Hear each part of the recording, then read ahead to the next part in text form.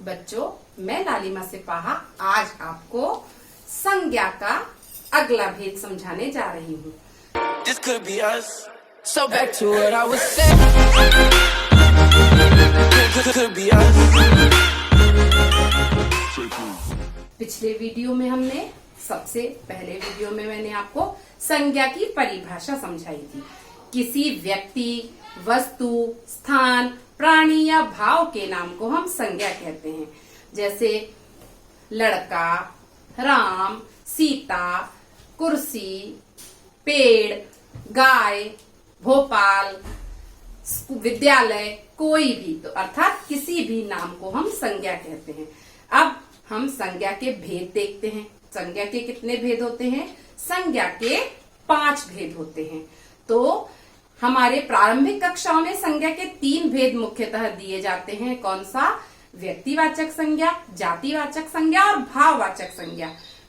और अन्य कक्षाओं में फिर संज्ञा के 2 अन्य भेद, द्रव्यवाचक संज्ञा और समुदाय या समूहवाचक संज्ञा समझाया जाता है। अभी मेरे सबसे पहले वीडियो में मैंने आपको व्यक्तिवाचक और जातिवाचक संज्ञा के संदर्भ में जानकारी दी थी। व्यक्तिवाचक संज्ञा क्या है? वह संज्ञा जिसके अंतर्गत हमें किसी विशेष व्यक्ति, वस्तु, स्थान, प्राणी या स्थान के बारे में ज्ञान होता है, उसे हम व्यक्तिवाचक संज्ञा कहते हैं। अर्थात किसी विशेष व्यक्ति, वस्तु, स्थान के बारे में जानकारी देने वाले शब्द व्यक्तिवाचक संज्ञा कहलाते हैं। जैसे मैंने बोला मेरा नाम, या कोई महान व्यक्ति का नाम मैंने बोला, लाल बहादुर शास्त्री जी या चंद्रशेखर आजाद, भगत सिंह, कोई भी, तो ये कौन सी संज्ञा के अंतर्गत आएंगे? व्यक्तिवाचक संज्ञा के अंतर्गत। या कोई प्रसिद्ध पुस्तक है रामायण, अगर हम आपकी पुस्तक ही लें तो आपकी पुस्तक कौन सी है? कक्षा 5 में है रिमझिम, कक्षा 6 में है वसंत, कक्षा 4 में है भाषा सेतु। तो जो भी पुस्तक है, किसी भी पुस्तक का नाम, यदि वो नाम स्पेसिफाई है, बताया गया है, तो वो आता है व्यक्तिवाचक संज्ञा के अंतर्गत।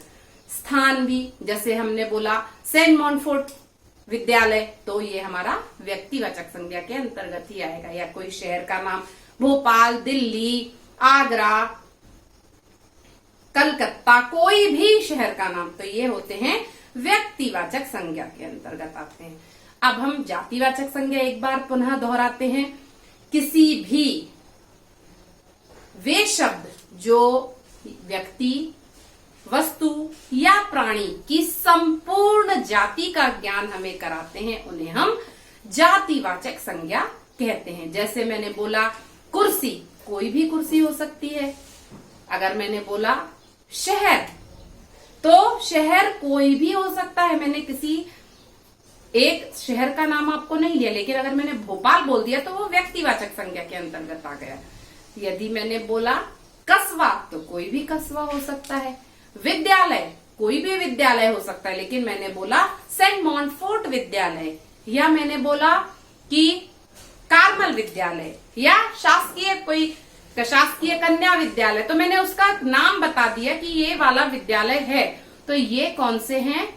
ये आते हैं जातिवाचक संज्ञा के अंतर्गत। जब हम लेंगे तो हमें मालूम नहीं हम कोई भी उस संपूर्ण जाति के बारे में, लेकिन अगर हमने उसका नाम बोल दिया तो वो व्यक्तिवाचक संज्ञा के अंतर्गत आते हैं। अब हम अगर कोई वस्तु ले, तो मैंने बोला मेज, कुर्सी, हमारे कक्षा में दिखाई देने वाले पंखा, कोई भी, तो ये सारी वस्तु, कोई भी संपूर्ण जाति का जब ज्ञान करा रहे हैं तो वो आते हैं जातिवाचक संज्ञा के अंतर्गत। अब तीसरी संज्ञा है भाववाचक संज्ञा। जिस संज्ञा से हमें संज्ञा के गुण, दोष, दशा, भाव के बारे में ज्ञान होता है, उसे हम भाववाचक संज्ञा कहते हैं। जैसे बुढ़ापा, बचपना, मनुष्यता, या ऊंचाई, महंगाई, उदारता, कोई भी भाव, कोई अगर रंग है तो लालिमा, तो ये सारे के संज्ञा के अंतर्गत आएंगे, भाववाचक संज्ञा के अंतर्गत आते हैं। अब हम संज्ञा का चौथा भेद जानते हैं। कौन सा भेद है चौथा? द्रव्यवाचक संज्ञा। द्रव्यवाचक संज्ञा किसे कहते हैं? परिभाषा। सबसे पहले हम देखेंगे द्रव्यवाचक संज्ञा की परिभाषा। जो संज्ञा शब्द किसी द्रव्य, धातु, पदार्थ आदि का बोध कराते हैं उन्हें हम द्रव्यवाचक संज्ञा कहते हैं।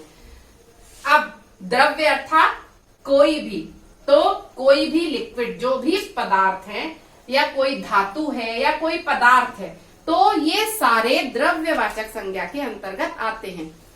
उदाहरण सोना। अब सोना, चांदी, तांबा, पीतल, कोई भी, बहुत सारी धातुएं हैं, तो ये सारी भी द्रव्यवाचक संज्ञा के अंतर्गत आएंगी। गेहूं। अब गेहूं अनाज है, तो गेहूं, मक्का, चना, ज्वार, बाजरा, कोई भी, क्या है ये, कोई भी ये जो खाने की चीजें हैं जिनको कि हम नाप तोल सकते हैं, तो ये किस में आएंगे? द्रव्यवाचक संज्ञा के अंतर्गत आते हैं। फिर देखते हैं तेल, लिक्विड है, पदार्थ, तो तेल, पानी, दूध, ये सब किसके अंतर्गत आते हैं? द्रव्यवाचक संज्ञा के अंतर्गत। अब जैसे अगर हम इनका वाक्यों में प्रयोग करें, सोना, आजकल सोना बहुत महंगा हो गया है, तो ये जो सोना है क्या है? वो द्रव्यवाचक संज्ञा। यहां पर सोना अर्थात स्लीपिंग वाला सोना, यानी सोने से मतलब नहीं है कि सो गया, तो वो क्रिया है। यहां पर ये सोना क्या है? धातु है।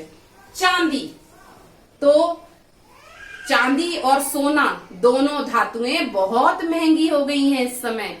उसके बाद गेहूं, तो किसान मेहनत करके गेहूं का उत्पादन करते हैं। दूसरा अगर वाक्य में बोलूं, बारिश के कारण खेतों में गेहूं सड़ने लगा है, बाढ़ आ गई है, तो गेहूं, तो ये गेहूं मतलब किस चीज का मैंने प्रयोग किया है? कौन सी संज्ञा? द्रव्यवाचक संज्ञा। तेल, माने आज डब्बे में तेल भरा तो तेल बह गया। तेल अर्थात तेल, ऑयल, खाने का तेल हो या सर में लगाने का तेल हो, कोई भी, तो तेल। गाय हमें दूध प्रदान करती है, तो क्या है? दूध भी द्रव्यवाचक संज्ञा। इस प्रकार से हमने अभी कौन सी संज्ञा जानी? द्रव्यवाचक संज्ञा।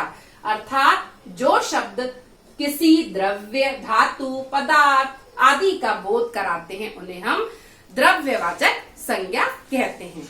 अब संज्ञा का अगला भेद मैं अपने अगले वीडियो में आपको समझाऊंगी। कौन सा भेद बचा है हमारा?